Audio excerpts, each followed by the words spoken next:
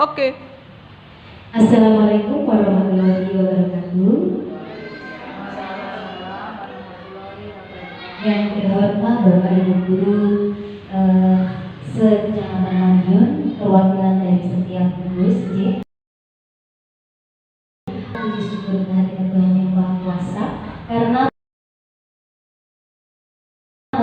bisa berkumpul bersama dalam acara diseminasi aksi nyata modul 1.4 budaya positif tentang menyebarkan pemahaman dan pengalaman budaya positif yang kali ini akan disampaikan oleh rekan kita Ibu Dian Iswi Bowosari JGD Angkatan 9 dari Kabupaten Madiun. Di sini saya sebagai moderator akan menjembatani panjenengan dengan Bu Dian manakala ada beberapa pertanyaan yang akan disampaikan setelah Bu Dian menyampaikan hasil dari aksi nyata beliau. Untuk itu kepada Bu Dian dipersilakan untuk menyampaikan materi. Assalamualaikum warahmatullahi wabarakatuh. Waalaikumsalam warahmatullahi wabarakatuh. Baiklah Bapak Ibu, di sini saya akan memaparkan tentang menyebarkan pemahaman dan pengalaman penerapan budaya positif. Sebelumnya saya kenalkan dulu, saya Dian Iswi Bowosari, JGP Angkatan 9 Kabupaten Madiun dari SDN Tiruang 1 Kabupaten Madiun.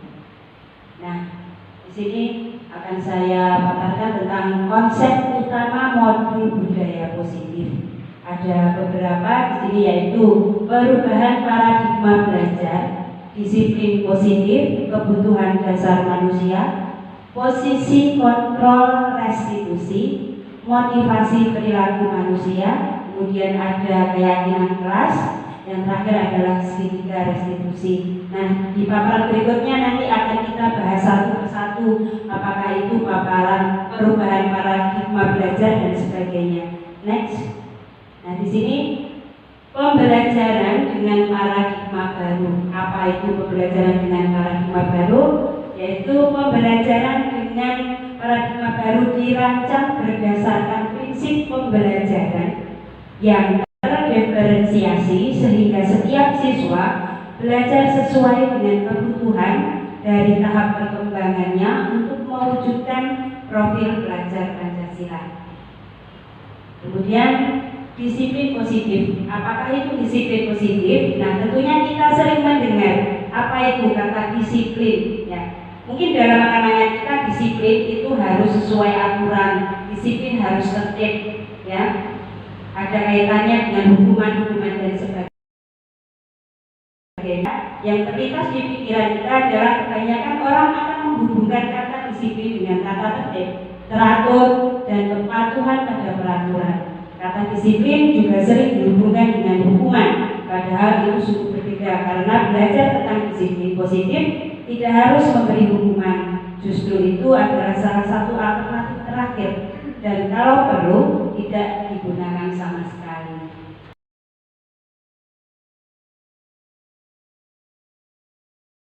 Nah, akan untuk menerapkan disiplin dari dalam ataupun hadiah. Disiplin positif perlu diterapkan baik dalam lingkungan keluarga maupun lingkungan sekolah.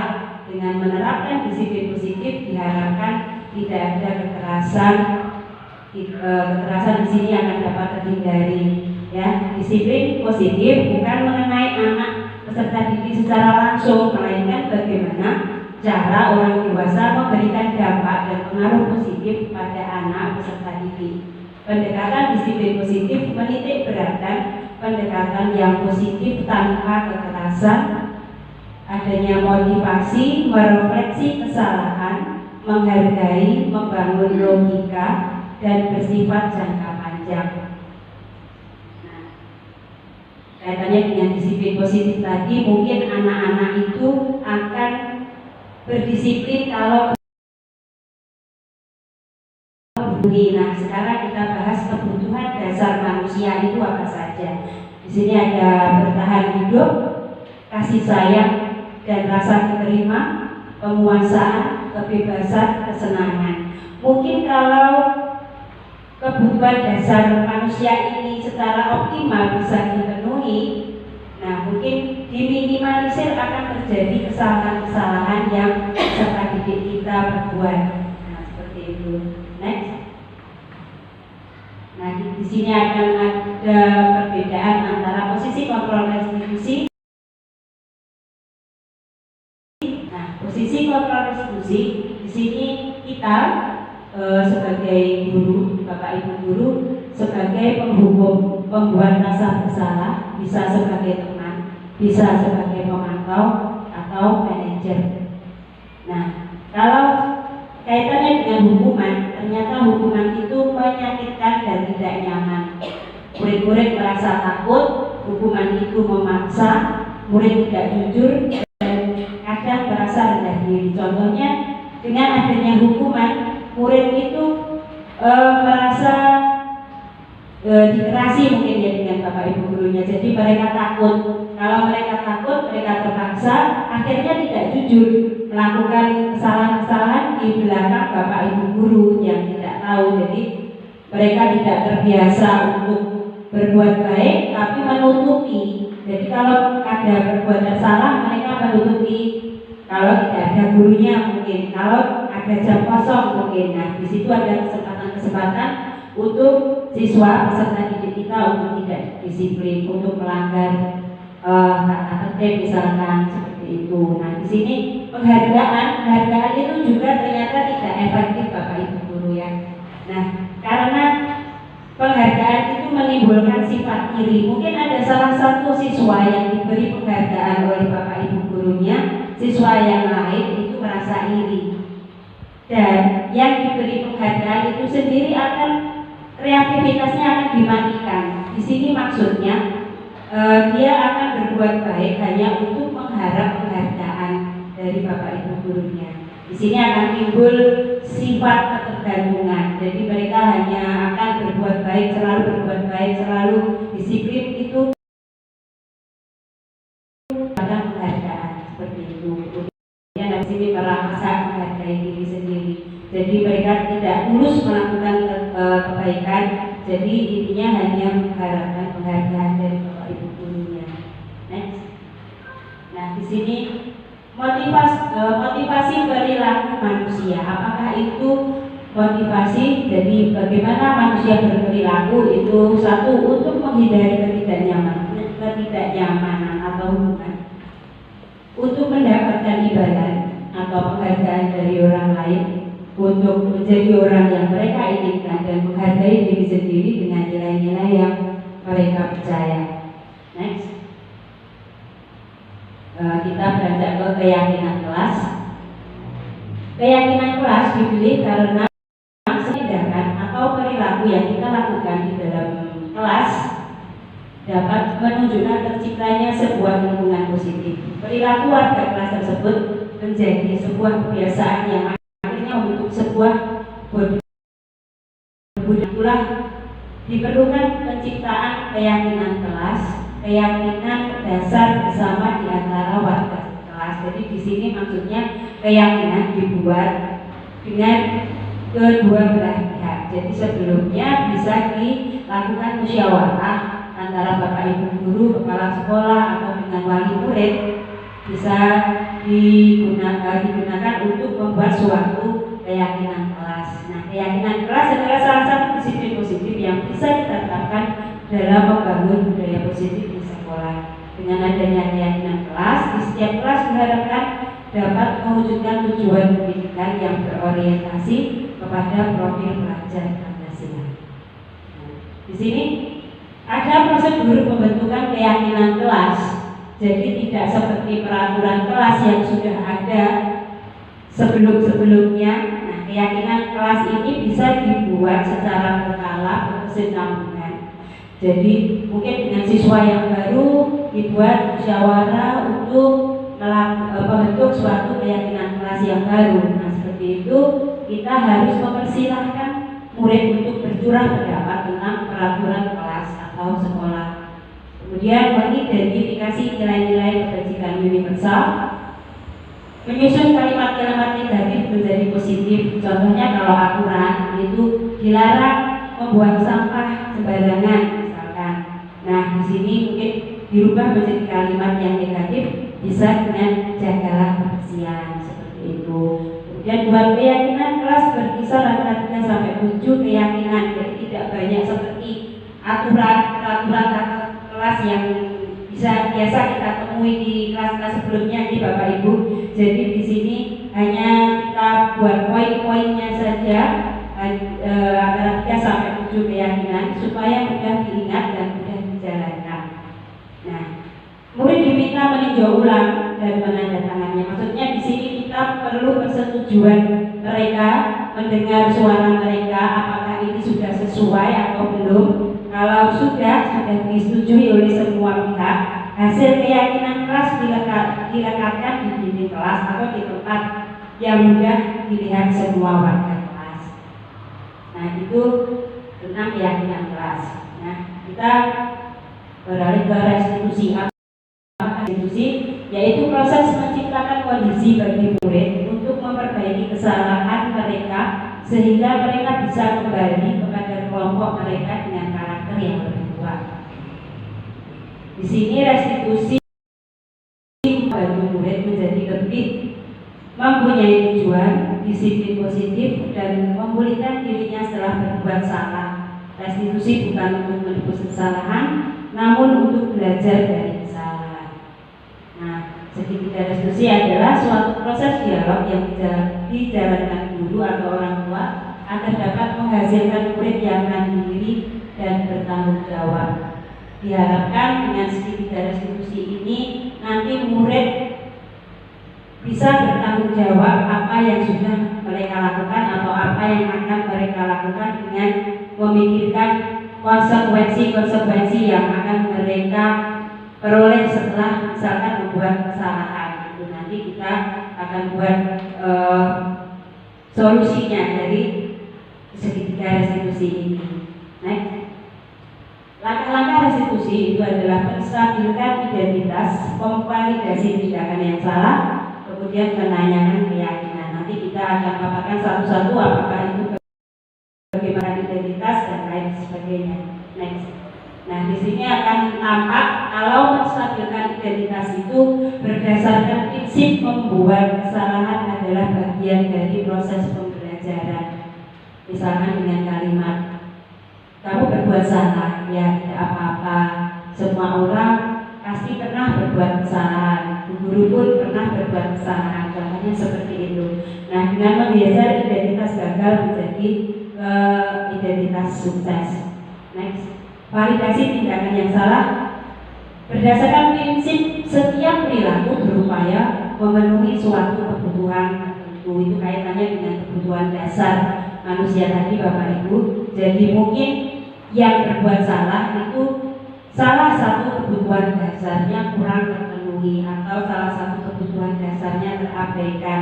Misalkan ada anak yang mengganggu temannya, ternyata dia kurang kasih sayang. Seperti itu contohnya. Nah, di sini guru akan bergeser dari pemikiran stimulus respon menjadi proaktif. Next, menanyakan keyakinan.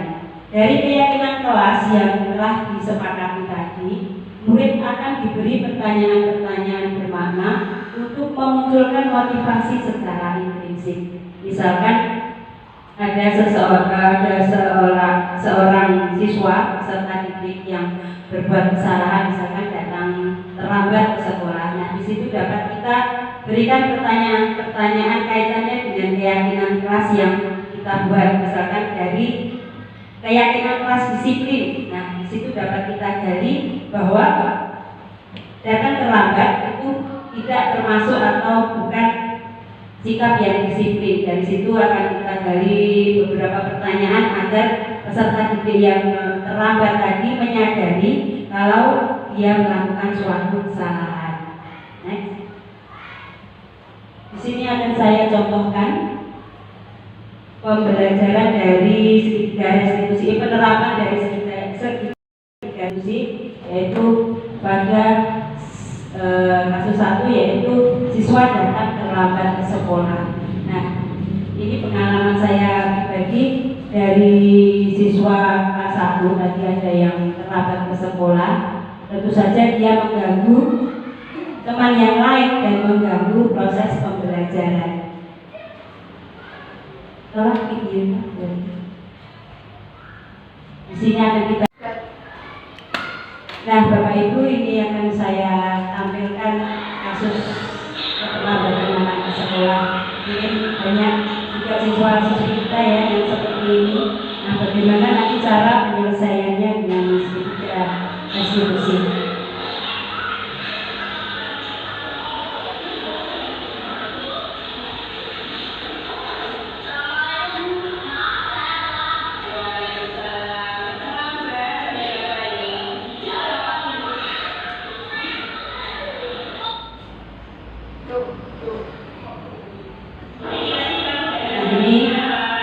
Penanganannya, penyelesaiannya dengan sedikit resolusi.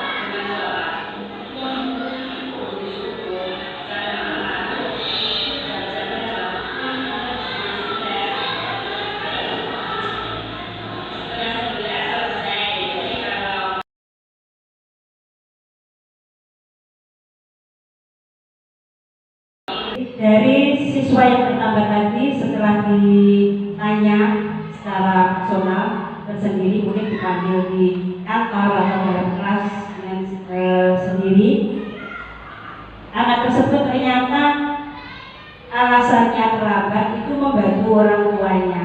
Jadi karena membantu orang tuanya, jam 11 malam baru tidur. Nah, dari kasus ini dapat kita sampaikan solusi. Jadi kita tidak harus marah-marah. Begini apa telat? Nah, terlambat dihukum. Nah, seperti itu. Mungkin sebelumnya saya juga seperti itu. Nah, dengan adanya CGP ini mungkin bahwa saya ternyata salah, ternyata masih ternyata tadi anak yang terlambat tadi, kalau dia dimarahi mungkin bisa jadi dia dendam, mungkin bisa jadi dia akan selalu mengulang kesalahannya karena dia merasa benci dengan bapak ibu gurunya. Nah, secara personal setelah kita tanya, ternyata karena terlambat dan membantu orang tua, jadi kita sampaikan solusi dari masalahnya. Jadi kita sampaikan, mungkin kamu membantu orang tuanya, jangan sampai malam. Bapak ibumu diberi penjelasan kalau mungkin besok kamu mau ulangan. Nah, seperti itu. Jadi mungkin bapak ibumu juga akan tahu, bisa akan paham. Jadi mungkin jam 11, mungkin jam 9 kamu sudah bisa berhenti membantu ibumu. Terus kemudian kamu tidur mempersiapkan besok untuk ke sekolah. Jadi tidak akan orang tua memaksa kalau kamu nanti harus selesai membantu sampai malam. Nah, seperti itu. Mungkin kelas, jadi siswa tadi merasa sadar bahwa dia sudah tidak disiplin. Nah, kita kita berikan solusi-solusi yang bisa dia pahami, yang bisa dia terima. Jadi mungkin di waktu mendatang dia menyadari dengan solusi-solusi tadi bisa diterapkan, kemudian dia tidak akan terlambat lagi. Diharapkan seperti itu. Jadi dengan tidak adanya kekerasan, siswa akan bisa mampu menjalankan budaya-budaya positif di sekolah. Next. Nah, kesimpulannya adalah dengan penerapan disiplin positif, terutamanya melalui konsep segitiga restitusi, adalah pendekatan yang penting dalam menciptakan lingkungan pendidikan yang sehat. Nah, di sini tidak hanya mengajarkan siswa tentang tanggung jawab dan konsekuensi tindakan mereka, tapi juga membantu membangun hubungan yang lebih baik antara guru dan siswa. Nah, sebelumnya kalau siswa salah, guru selalu membentak. Mungkin siswa akan takut, mungkin siswa akan marah, benci, sampai SMP, sampai SMA kalau ketemu gurunya ini, walaupun guru ini galak, benci, terus tidak disapa. Nah, seperti itu akan menimbulkan dendam. Contohnya seperti itu. Jadi dengan pendekatan restitusi ini memiliki potensi untuk mengurangi tindakan disiplin negatif seperti penangguhan atau pengusiran yang seringkali hanya menghasilkan tindakan balasan. Nah, seperti itu kurang lebihnya yang bisa saya paparkan pada kesempatan ini. Mungkin nanti ada pertanyaan-pertanyaan, monggo disampaikan. Terima kasih. Assalamualaikum warahmatullahi wabarakatuh. Waalaikumsalam warahmatullahi wabarakatuh. Nah, Bapak Ibu, demikian tadi presentasi dari Ibu Dian. Monggo sekarang sesi tanya jawab. Saya akan membuka tanya jawab untuk 3 orang, langsung 3 orang nomor. Monggo sinten Eka bagi bertanya, silahkan monggo. Oh, Bapak Anto, oke, monggo Bapak Anto mixnya. Oke, monggo silakan. Saya Ranto dari SDN Kamar 1 ingin bertanya. Dalam hal ini saya ingin bertanya, apa perbedaan peraturan dan keyakinan kelas? Terima kasih. Oke, terima kasih Pak Anto atas pertanyaannya. Monggo Bu Dian, silakan untuk menjawab. Terima kasih untuk Pak Anto dari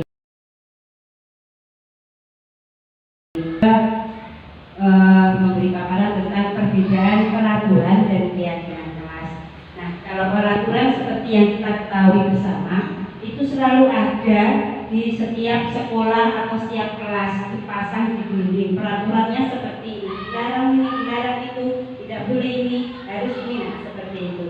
Nah, jadi peraturan itu dibuat satu pihak, mungkin dari kepala sekolah atau mungkin dari pihak sekolah sendiri menerbitkan peraturan yang sudah disepakati tanpa adanya persetujuan dari murid, tanpa adanya musyawarah dari wali murid, misalkan seperti itu. Nah, bedanya dengan keyakinan kelas adalah kalau keyakinan kelas itu dibuat dari berbagai tahapan, dimusyawarahkan lebih dulu dengan 2 belah pihak, misalkan dengan guru, dengan siswanya, atau bisa melibatkan semua stakeholder yang ada di sekolah, misalkan dengan wali murid, bisa dengan Bapak Ibu kepala sekolah, ya, bisa dengan komite dan anak-anak. Jadi memusyawarahkan keyakinan-keyakinan apa nanti yang akan disepakati untuk menerapkan budaya positif yang ada di sekolah, khususnya yang ada di dalam kelas.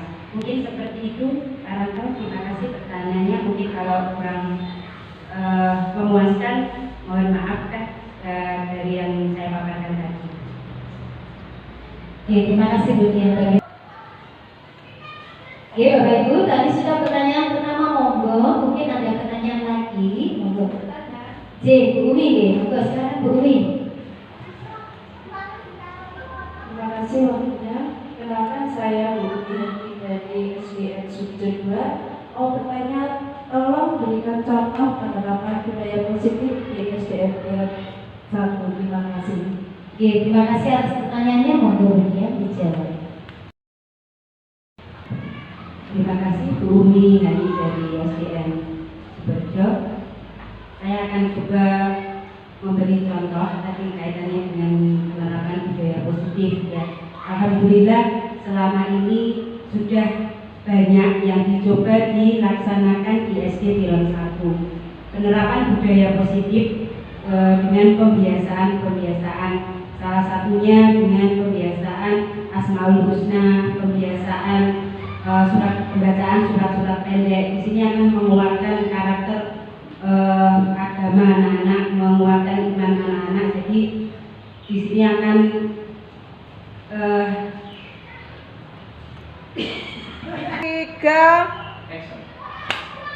contoh yang lain lagi adalah dari pembiasaan-pembiasaan itu dengan literasi. Nah, di sini ada setiap kelas itu pojok baca. Nah, di sini anak-anak dibiasakan untuk membaca buku-buku cerita. Dari membaca ini mungkin anak-anak bisa tahu karakter-karakter yang mereka baca. Misalkan mereka membaca cerita bawang putih bawang merah. Dari karakter yang baik, karakter baik itu seperti ini endingnya. Kalau yang jahat seperti ini endingnya. Jadi diharapkan dari pembiasaan membaca, pembiasaan literasi ini muncul budaya-budaya positif yang tertanam dalam benak siswa. Nah, dari pengembangan dari literasi ini juga ada pembiasaan pembuatan makin. Nah, di sini anak-anak bisa menuliskan dari yang mereka baca itu dituliskan, terus kemudian dipublikasikan dalam majalah dinding. Tentunya kalau mereka sudah bisa menulis dari yang mereka baca, diharapkan karakter-karakter positif yang diserap dari bacaan-bacaan yang telah dia baca itu akan dilaksanakan dalam kehidupan mereka sehari-hari. Dari situ pembiasaan budaya positif yang kami lakukan di SDN Tiron 1. Nah, selain itu juga kebiasaan setiap hari tentang sopan santun, itu salim sebelum masuk gerbang, masuk kelas. Nah, seperti itu. Diharapkan dari pembiasaan positif ini akan ditanamkan untuk budaya-budaya positif yang akan mereka dalam benak mereka, sehingga setiap hari akan selalu tertanam bahwa saya harus berbuat baik, saya harus menjaga keyakinan kelas yang telah disepakati. Jadi menghindari ada mungkin melanggar keyakinan kelas, mungkin mereka akan bertindak negatif dan lain sebagainya. Mungkin salah satunya dari contoh dari budaya positif yang ada di SDN Tiron 1 seperti itu. Terima kasih Bu. Mohon maaf mungkin penjelasan dari saya kurang berkenan. Oke, terima kasih Bu Dia. Itu Bu Umi kira-kira sampun apa tidak? Cukup. Ternyata mudah sekali memuaskan Bu Umi Bapak Ibu. Nah, ini satu pertanyaan lagi dari panjenengan. Monggo masih ada waktu. Siapa yang mau bertanya monggo dipersilakan. Sinten? Bu Eni. Oke, monggo Bu Eni, silakan. Terima kasih Bu Dian. Terima kasih waktu saya. Sebelum saya bertanya, tantangan apa yang penjenengan alami ketika penjenengan menerapkan disiplin positif selama di SDN Tiron 1? Terima kasih. Jadi terima kasih Bu Eni. Tadi berjalan dari SD mana Bu? Saya Bu Eni Karayu dari SDN Bagi 3. SDN Bagi 3. Saking semangatnya sampai lupa menyebutkan SD-nya Bu. Monggo kemudian dijawab pertanyaan yang amat sangat menarik Bu. Nah, terima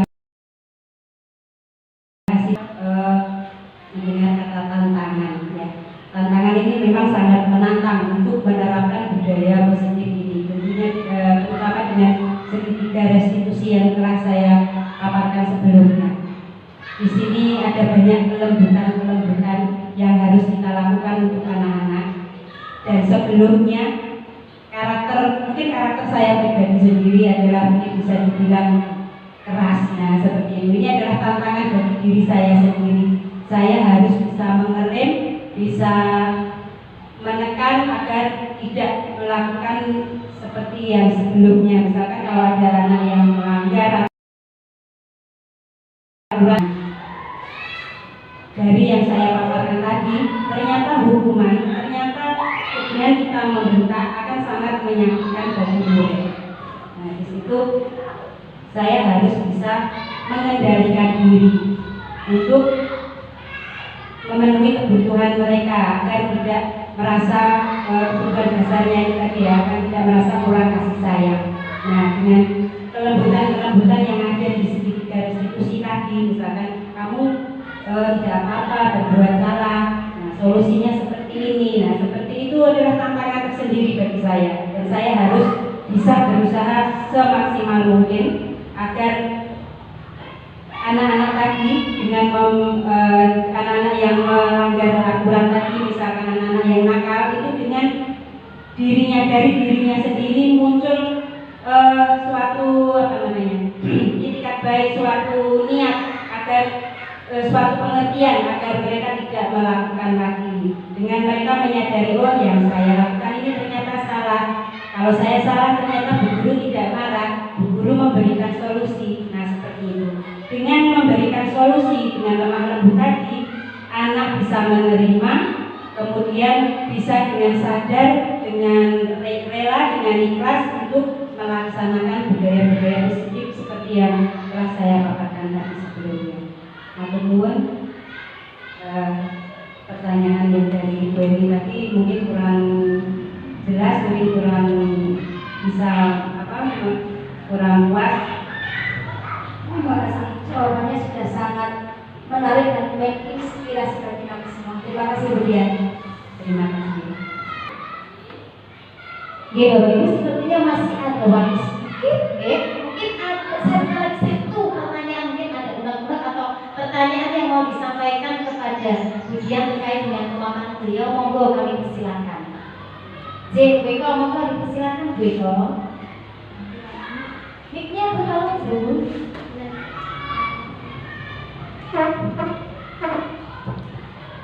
Assalamualaikum warahmatullahi wabarakatuh. Waalaikumsalam. Saya Bu Eko Suryawati dari SD Dharma 1 akan memberi penguatan kepada Bu Dian Wibowo. Harapan kita semua di forum ini itu semoga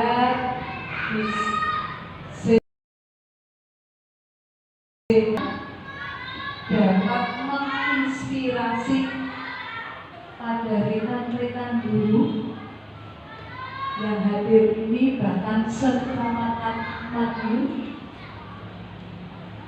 dapat menjadi guru-guru yang hebat, dapat menerapkan restitusi di sekolah Bapak Ibu guru masing-masing. Saya kira sekian. Terima kasih. Wassalamualaikum warahmatullahi wabarakatuh. Waalaikumsalam warahmatullahi wabarakatuh. Terima kasih penguatan yang sungguh menguatkan kita semua. Semoga apa yang Bu Eko sampaikan hari ini bisa bermanfaat bagi kita semua. Oke, Bapak Ibu, ini saya buka lagi pertanyaan untuk termin yang kedua, karena topik aksi nyata yang disampaikan Bu Dian hari ini sangat menarik sehingga perlu adanya dibuka pertanyaan untuk termin yang kedua. Oke, saya buka lagi pertanyaan untuk termin yang kedua ini. Monggo silakan Bapak Ibu yang ingin bertanya. Monggo Bu, silakan mic-nya di depan. Terima kasih atas waktu yang diberikan kepada saya. Saya sangat sekali apa yang dijelaskan oleh Bu Dian. Tapi ada dua hal yang ingin saya tanyakan dari apa yang tadi sudah dijelaskan, karena saya merasa belum begitu paham atau mungkin ini sebagai antisipasi gitu ya dari apa yang tadi sudah Panjenengan jelaskan. Yang pertama, tadi kan Panjenengan sudah menunjukkan kepada kami ada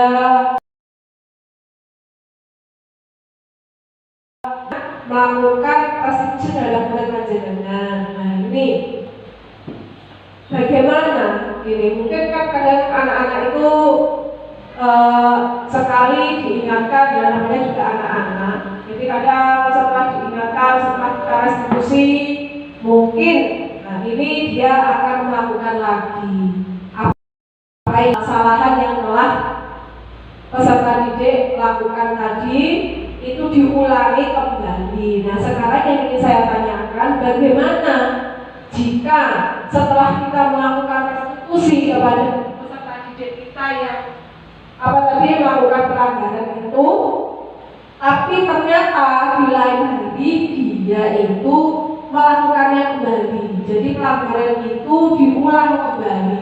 Nah, bagaimana solusinya? Apakah dengan restitusi lagi atau mungkin ada cara lagi yang lebih jitu agar pelanggaran itu tidak berulang lagi? Itu pertanyaan saya pertama. Selanjutnya, pertanyaan yang kedua, apakah, nah ini masih ada kaitannya dengan pertanyaan saya tadi yang pertama, apakah mungkin ada strategi baru yang dapat kita lakukan untuk menjadi seorang pendidik dalam melakukan penerapan budaya positif di lingkungan sekolah? Nah, itu yang ingin saya tanyakan kepada Bu Dian. Terima kasih. Oke, dua ini pertanyaannya lebih ini ya, lebih menantang, lebih menarik sekali untuk terus kita gali. Oke, nanti pertanyaan pertama mungkin bisa saya sampaikan ulang terkait dengan apa yang dilakukan jika ada siswa yang melakukan kesalahan berulang dan berulang. Monggo kemudian pertanyaan pertama dijawab dulu. Baik, terima kasih Bu Yuyun atas pertanyaannya. Saya akan coba sedikit menjelaskan tentang kesalahan-kesalahan yang berulang. Nah, kalau dulu mungkin kita semua, saya sendiri secara pribadi, apabila bersalah pasti ya dihukum, salah lagi dihukum lagi, salah lagi malah ditambah lagi hukumannya lebih berat agar anak-anak jerak. Ternyata itu semua keliru. Nah, saya setelah mendalami beberapa modul dalam pendidikan guru penggerak ini, saya baru sadar bahwa hukuman ataupun penghargaan itu malah membunuh kreativitas anak. Nah, bagaimana saya harus mencari solusi kaitannya dengan tiga restitusi yang saya paparkan tadi. Ya, kita sama-sama belajar di sini. Semoga nanti yang sudah sedikit saya dapatkan bisa menjadi inspirasi buat kita semua. Di angan-angan saya, menurut saya, pendapat saya, kalau ada yang salah kemudian mengulang lagi kesalahannya, mungkin saya harus lebih jauh melihat diri saya sendiri. Nah, apakah yang sudah saya lakukan itu sudah benar? Apakah yang saya lakukan terhadap anak itu, solusi yang saya berikan itu sudah mengena di hati sanubari anak itu? Nah, disinilah makanya saya akan lebih mencari lagi solusi bagaimana agar anak itu lebih mengena sanubarinya. Jadi misalkan kesalahan pertama diberi pengertian, diberi solusi, salah itu tidak apa-apa, tapi ada solusinya seperti ini dan lain-lain. Tapi anak itu mengulang lagi kesalahannya. Nah, mungkin apa yang solusi yang saya berikan itu kurang mengena di hati sanubari anak tersebut. Jadi anak tersebut kurang bisa merasa bahwa dia telah mengingkari keyakinan kelas. Nah, kalau kemudian dia melakukan kesalahan lagi, pastinya dengan segitiga restitusi tadi yang harus terus diterapkan dengan mungkin dengan perkataan yang lebih mengena di hati sanubari. Misalkan tadi telat, kenapa telat? Dia mengungkapkan itu alasan yang dia buat-buat. Nah, dari alasan yang dia buat-buat itu mungkin saya akan mencari faktanya. Kalau mungkin alasan yang tadi dia berbuat, yang dia ungkapkan itu kurang mengena, mungkin dari sisi lain, mungkin dari sisi kejujuran. Nah, kenapa kamu tidak jujur? Kamu melanggar keyakinan kelas lagi. Kamu harus jujur. Nah, kemudian dari opini tentang kejujuran tadi dikemas dengan kata-kata yang lebih mengena di hati anak itu, diharapkan untuk mendatang kesempatan mendatang anak itu akan jerak, akan sadar, akan dengan ikhlas melakukan budaya-budaya positif, jadi tidak diulangi lagi.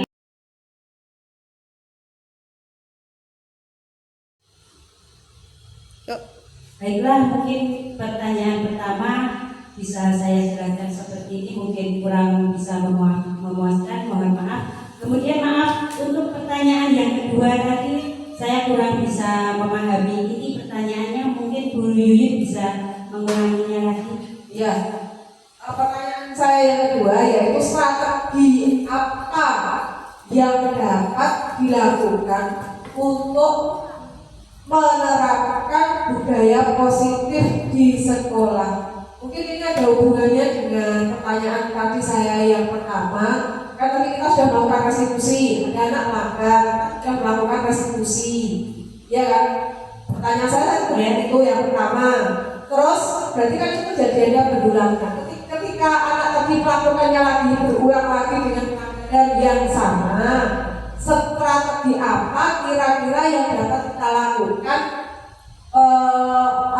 dalam menerapkan budaya positif itu menyelesaikan masalah kepada siswa kita yang melanggar tadi.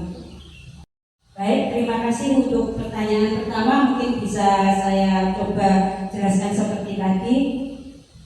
Maaf untuk pertanyaan yang kedua, tadi saya kurang dapat menangkap ini pertanyaannya. Mungkin bisa diulangi lagi untuk Bu Yuyun.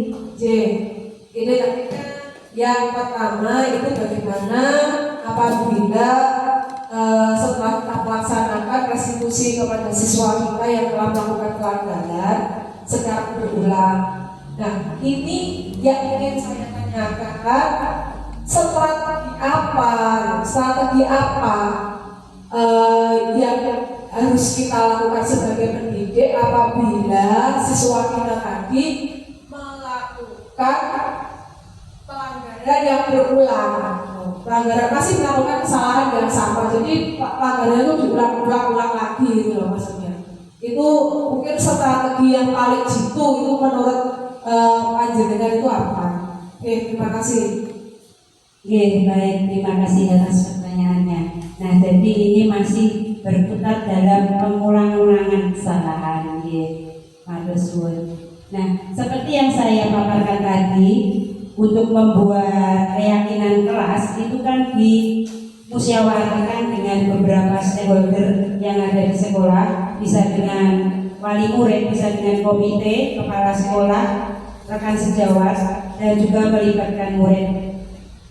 Nah, di sini kalau misalkan seorang peserta didik itu melakukan kesalahan berulang-ulang, walaupun tadi sudah saya jelaskan dengan penerapan strategis di 3 restitusi itu berkali-kali, tapi masih juga dia melakukan kesalahan yang sama dan berulang-ulang. Mungkin dalam hal ini saya kurang bisa menyentuh hati mereka, maka saya akan meminta pertolongan atau saya akan berdiskusi lagi, meminta pendapat dengan beberapa rekan sejawat atau dengan melibatkan orang tua. Nah, di sini mungkin perlu dimusyawarahkan lagi dengan orang tua atau wali murid anak tersebut. Mengapa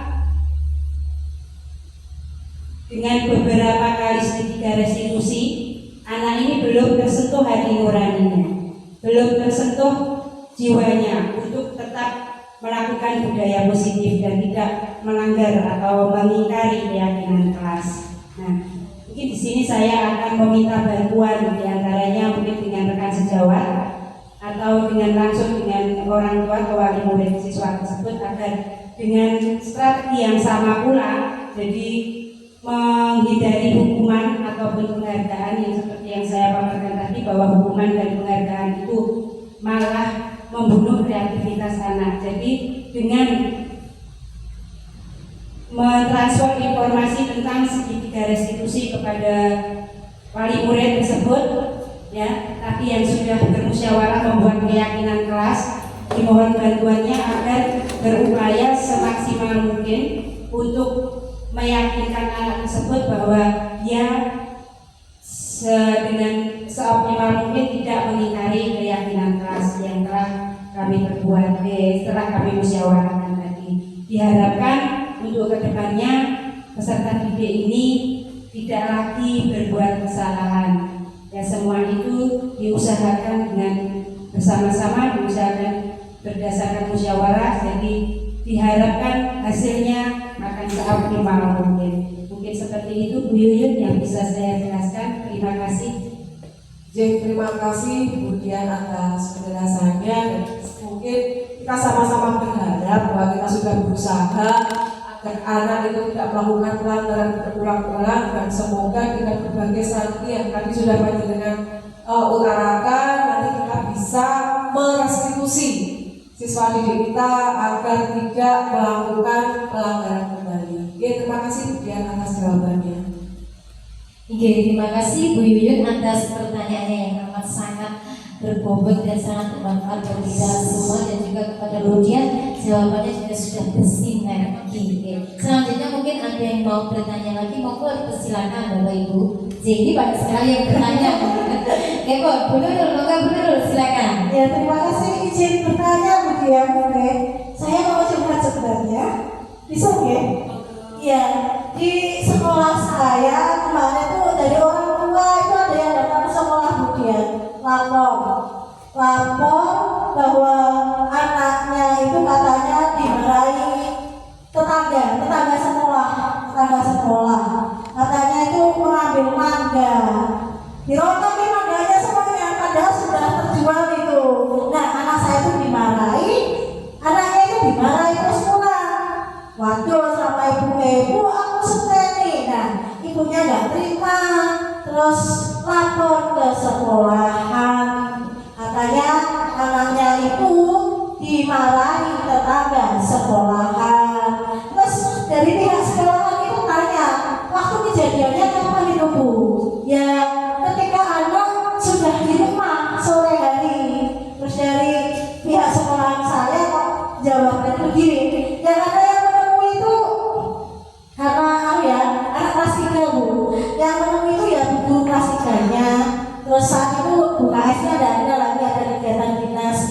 Jawabnya seperti ini, dari geger Bu, lalu itu kegiatannya di luar sekolahan, ya diselesaikan di rumah, di masyarakat, kok dibawa ke sekolahan? Ya itu bukan urusan sekolahan. Nah, saya juga bingung jadi apa Bu. Kira-kira solusinya bagaimana Bu ya?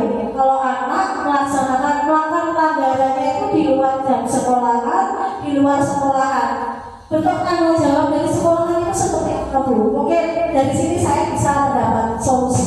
Terima kasih, demikian. Wah, nah ini guys, pertanyaan pertanyaan di sini nih Bu, ada urusan di rumah dibawa ke sekolah. Ini monggo biar dengan jawab pertanyaan dari ibu kita yang satu ini, yang dari SD Jogja. Monggo. Baik, terima kasih Bu Nurul pertanyaannya. Dari permasalahan yang Bu Nurul ungkapkan tadi, ya memang itu permasalahannya sudah kompleks, ya sudah di luar jam sekolah. Nah, sebenarnya kalau pihak sekolah itu sudah semaksimal mungkin menanamkan budaya-budaya positif di sekolah, nah itu seharusnya anak-anak kalau sudah bisa menyerap semua yang dijelaskan diterapkan di sekolah, ya ditanamkan oleh Bapak Ibu guru di kelas atau dalam kesempatan lain di sekolah. Nah, itu diharapkan anak-anak sudah mampu mengendalikan dirinya untuk menerapkan budaya positif yang seperti yang saya paparkan tadi. Jadi tidak ada lagi bisa anak-anak mencuri karena itu melanggar kejujuran. Nah, seperti itu. Tapi lah anak-anak kan juga masih anak-anak semua, itu juga kompleks sekali. Pendidikannya juga sebagian kecil di sekolah dan sebagian besar di rumah. Nah, kalau di rumah itu menjadi tanggung jawab orang tua. Pendidikan anak-anak yang pertama itu kan dari pihak keluarga. Nah, jadi di sini menurut saya perlu kerjasama, perlu kolaborasi yang hebat antara pihak sekolah dengan orang tua, kerjasama yang bagus yang bersinergi dengan pihak orang tua di sekolah. Jadi mungkin secara berkala pihak sekolah mengundang wali murid, misalnya seperti itu. Jadi mengingatkan lagi bahwa anak-anak di rumah itu juga perlu bimbingan orang tua. Jadi masih banyak orang tua yang menganggap wis anakku wis sekolah anakku wis dibimbing bapak ibu guru. Jadi ketika di rumah sudah los, tidak diperhatikan, sudah dibiarkan, mungkin kadang makan pun sudah tidak diperhatikan. Nah, itu kan salah. Jadi pihak sekolah mungkin dalam hal ini harus sesering mungkin atau secara berkala bermusyawarah dengan wali murid, dengan bantuan komite misalkan.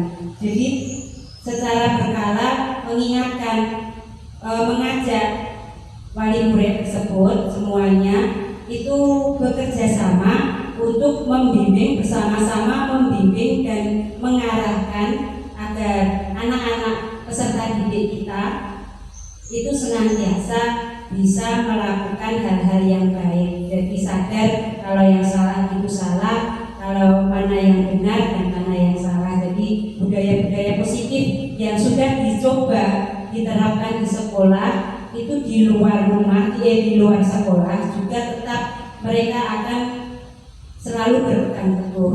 Ya, jadi semaksimal mungkin menghindari hal-hal yang negatif. Nah, menurut pendapat saya, jadi di sini perlu ditingkatkan lagi kerjasama dengan beberapa stakeholder yang ada di sekitar sekolah. Bisa mungkin dengan tetangga itu sendiri, mungkin bisa memberi pengertian kalau ada anak yang bersalah tadi, jadi tidak langsung dimarahi seperti tadi yang Bu Nurul ungkapkan tadi. Nah, mungkin kalau dengan dimarahi, dia akan merasa malah tambah teman nakalnya, seperti itu. Jadi beberapa strategi itu bisa sekolah lakukan dengan kerjasama dengan wali murid, misalnya dengan pihak-pihak yang lain tentunya. Jadi diharapkan budaya positif ini tidak hanya di sekolah, juga bisa ketika anak itu sudah berada di lingkungan luar sekolah. Nah, seperti itu mungkin jawaban dari saya. Kurang lebihnya mohon maaf Bu Nurul. Ya, terima kasih Bu Dia. Nanti saya sampaikan kepada teman kami. Ya, terima kasih. Bagaimana Bapak Ibu? Dua pertanyaan seperti dua sudah kita jawab. Kira-kira masih ada pertanyaan lagi atau tidak? Kalau sudah tidak ada, maka untuk sesi tanya jawab kali ini saya tutup. Cukup, Bu. Oke, terima kasih.